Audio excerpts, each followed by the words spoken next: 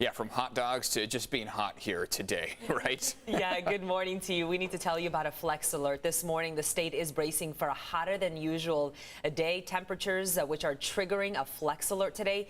Cal ISO, which manages the state's power grid, is urging Californians to conserve energy between 4 and 9 p.m. Yeah, demand for electricity expected to be high here today, and you can help by shutting off major appliances, turning off unnecessary lights, and try to set that thermostat to 78 degrees or higher.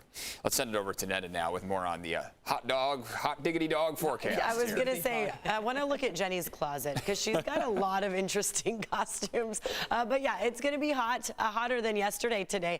For inland valleys, expect the low 90s. Right now, Cardiff State Beach, I mean, this is a gorgeous time to be outside. We do have some marine layer clouds, but nothing like what we saw yesterday. A pretty widespread yesterday, stuck around for a while. East-facing camera shows that glow of the sun coming on up. It is officially up now. 6 a.m. is that sunrise time. Your weather headlines: a weak marine layer. We're warming up today and tomorrow with the ridge of high pressure that's strengthening. Monsoonal moisture will be back on Friday and Saturday. A check of traffic since I'm filling in for Jenny this morning, and things are looking pretty good. No major incidents to talk about. Just this one area where there's a stalled vehicle in La Mesa, but that's it. It's not causing any slowdowns. I'll send it back to you. Netta, thank you. This morning, San Diegans are reacting to the CDC reversing course on its mask guidance. The agency is now recommending that everyone in high transmission areas wear masks indoors, regardless of your vaccination status. And the CDC considers our county a high transmission area. News 8's Evan Narani live outside the county administration building now with a closer look at all the developments here. Evan? Good morning. That's right. This is after the CDC and now the County of San Diego have responded to this updated guidance. The County of San Diego saying that they'll be following the guidance from the California Department of Public Health. And that department says that if you are unvaccinated, it is required that you wear a mask. But the CDC now saying that they recommend, even if you are vaccinated, if you go indoors in a public setting, or if you're in a high-risk county or transmission area, then you should be wearing your masks regardless. Though the suggestion from the CDC and from the county is that you should still get vaccinated. If they tell me to wear this mask again, I won't be happy with those people that caused this, the ones that didn't wear their masks and didn't get the vaccine. So we made the decision based on the announcement today and even earlier that we'll still remain fully masked as a staff here at Slurry. Though it's hard after all of this time. Now, to clarify, the CDC and the County of San Diego are simply recommending that people wear masks in indoor public spaces or high-risk settings. They both fell short of requiring them. However, individual businesses across the County of San Diego can still require masks or even proof of vaccination before allowing people inside. CDC Director Dr. Rochelle Walensky announced the change Tuesday, saying that the Delta variant behaves uniquely different from past strains of the virus that cause COVID-19. She called the rapid spread of the COVID variant worrisome and said its behavior warrants an update to recommendations. The county says if a business is not requiring masks, this will largely come down to comfort level. People should take precautions that they want in order to add layers of protection, and that means if you're uncomfortable going without a mask in public spaces, regardless of your vaccination status, then you should put one on. And of course, you are allowed to do that. It's supported now by the CDC that you do that, but the county still saying the number one thing you can do at this point is get vaccinated. The latest numbers from the County of San Diego say that in the last 30 days, hospitalizations related to COVID-19 have been amongst people who are not vaccinated as high as 98%.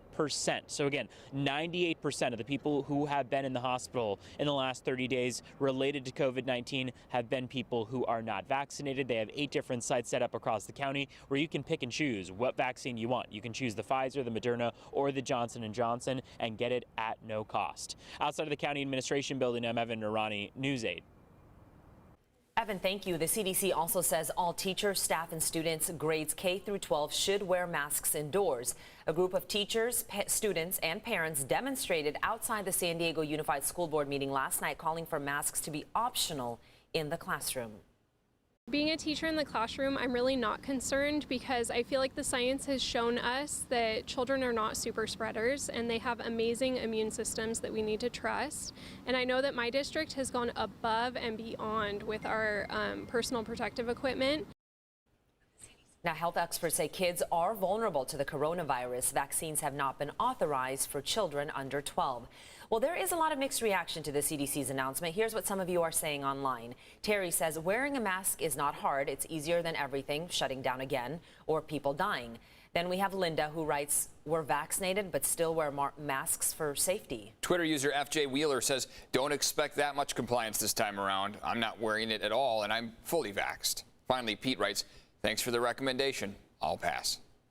This morning, UC San Diego Health is dealing with a data breach. Officials say it involves unauthorized access to employees' email accounts that left some employees and patients' personal information vulnerable for as long as 4 months. Yeah, the breach first occurred in early December of last year, discovered in March, then it was shut down in early April. It wasn't until late May that UCSD Health learned that data had been exposed. Those impacted will be notified by the end of September. This comes after Scripps Health was hit by a data breach back in May. Today marks 5 years since the fatal shooting of San Diego police officer Jonathan J.D. de Guzman. And this morning, jury selection will resume for the man accused of killing him. On July 28th of 2016, Officer de Guzman was on patrol in Southcrest when he pulled up to talk to 2 men. Prosecutors say one of the men, Jesse Michael Gomez, shot Officer de Guzman several times while he sat in his patrol car. If found guilty, Gomez faces the death penalty or life in prison without parole. Today, Councilmember Marnie Von Wilpert will announce a proposal to ban ghost guns in the city of San Diego. This will forbid the possession, purchase, sale, receipt, and transportation of non-serialized firearms. It comes a week after law enforcement announced a crackdown to stop the recent surge of violent crimes in the city, specifically gun violence. And we are hearing dramatic and emotional testimony from law enforcement officers who defended the Capitol during a January 6th attack. So listen. I heard chanting from some in the crowd. Get his gun and kill him with his own gun. This was the first hearing for a new House committee investigating the attack. Officers urged the committee to place blame for the breach on former President Trump. Nearly 540 people have been arrested in the months since the breach. No word on when the next hearing will be held. It is 6:07 on a Wednesday. It's cooler outside right now because it's going to be a hot one today. Yes, it will. Yeah, we have high pressure still in our forecast, but this time it's getting stronger. So right now, here's Del Mar, and it does look a little overcast. Still marine layer right there along the coastline.